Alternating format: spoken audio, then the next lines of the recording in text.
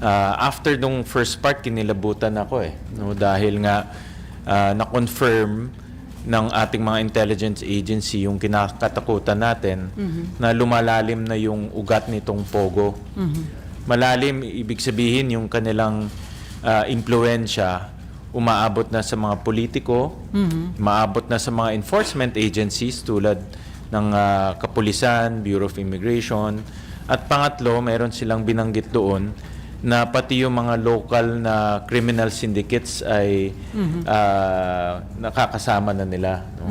Hindi ko ibibigay yung detalye dahil nga executive session, but in a nutshell, in broad strokes, yung kanilang galamay umaabot na ngayon kasama na yung mga lokal na criminal syndicates natin. At hindi malayo yun dahil hindi naman natin pwedeng alisin na meron din tayong mga local organized crime dito. Yung mga nagbebenta ng drugs, yung mga KFR, kidnap for ransom, at base sa kanila, nagkakaroon na ngayon ng interaction itong dalawa.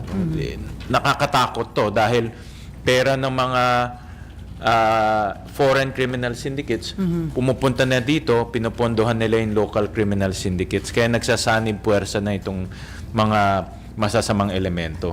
So sir, sinabi niyo nakakakilabot, lumalalim na yung inaabot nga nitong sa Pogo. So, conforme ka po ba doon sa suggestion na ideklara na national security threat itong Pogo? Actually, yun rin yung aking suggestion sa NSC, sa National Security Council, na iakyat na ito sa presidente, sa ating Pangulo, dahil ang chairman ng National Security Council ay ang ating Pangulo.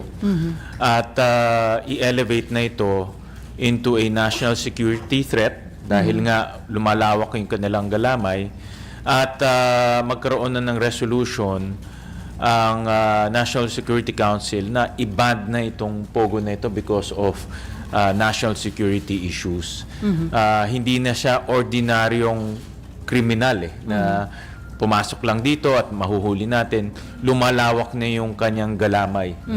At ang kinakatakutan ko, baka umabot sa punto na hindi na natin makokontrol itong mga ito, sila na ang kokontrol sa gobyerno natin. No? Kasi may mga tao na silang binabayaran.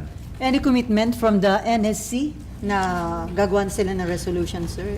Nag-commit yung representative kahapon na ilalahad nito o i-bring up nito sa national security meeting nila dahil siya rin mismo conforme siya na ito ay isang national security threat. Kaya actually lahat kahapon, no? Ang maganda kasi si Senator Risa, tinanong niya isa-isa at lahat, of course Puera Pagcor, pero lahat conforme na ito ay national security threat at walang mabuting idinudulot para sa ating bayan.